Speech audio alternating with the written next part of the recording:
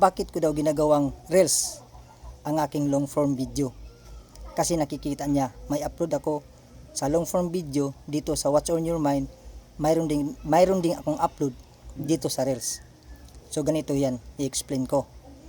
Ganito kasi yon, bagong update ni Mita yan, na tinutulungan niya tayo para mahati yung views ng long form video natin.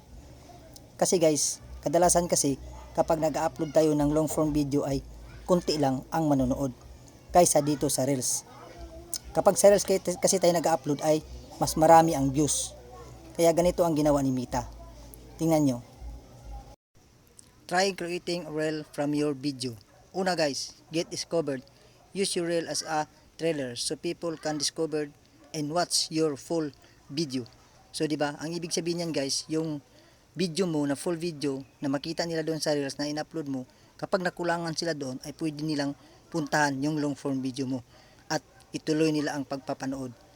So pangalawa, reach more people. You can increase your reach and potentially start earning. O di ba?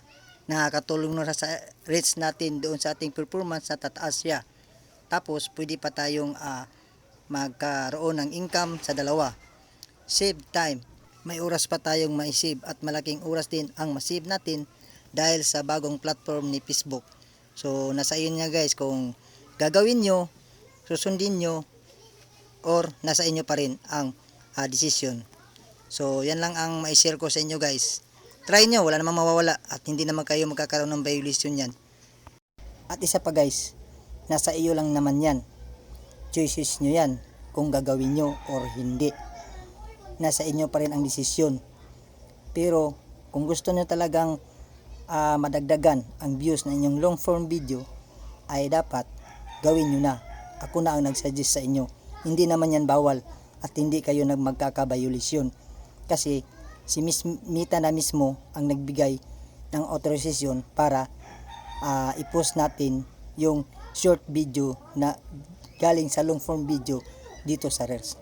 So yan lang guys, follow for more.